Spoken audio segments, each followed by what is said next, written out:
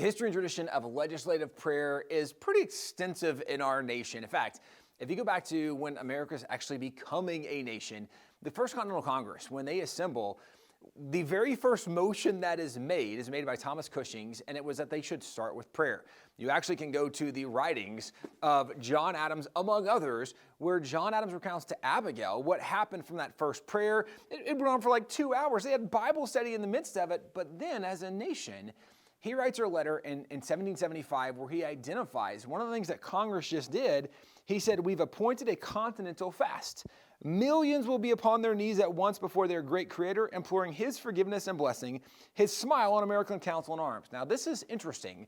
When we talk about history and tradition, what America was built on, the ideas the founding fathers had, it's very clear. As you study original documents, this notion of the founding fathers in prayer is very consistent from our inception as a nation, really throughout our history. It's only been in the more modern era that some of these very traditional notions have been challenged. In fact, one of the things that was also very common, these are known as election sermons. Now, I chose these because there's names like Sam Adams, he was lieutenant governor, or John Hancock, the governor, here again, Sam Adams, lieutenant governor.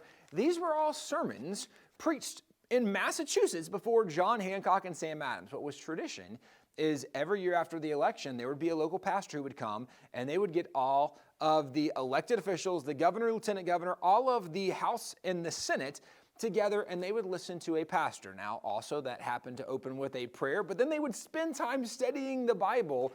The reason, again, I want to add some context to this thought is that the history and tradition of faith in our nation is so clear and evident, and it was done before elected officials. That's what election sermons were. Or you can go to governors who did state prayer proclamations. These are proclamations. This is one from John Trumbull. This is one from Sam Adams, Josiah Bartlett. These are different signers of the Declaration, signers of the Constitution. Or John Adams, he did this one as President of the United States. It was very traditional for our elected officials to have times of prayer, to lead in prayer, and even in Congress.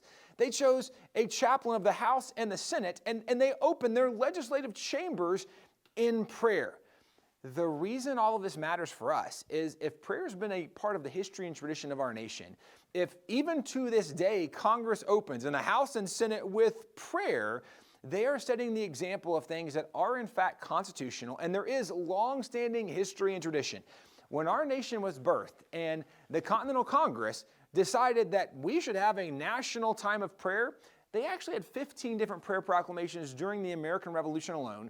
By 1815, there had been more than 1,400 official government prayer proclamations, which does give indication for people that think that, well, there should be a separation of church and state. That doesn't really mean what people today think it means. They believed in separate institutions, not necessarily secular institutions. They understood our rights come from God, and so the idea that we take time to pray to the God that gave us rights, totally logical and constitutional. There is a long-standing history and tradition of prayer in our nation.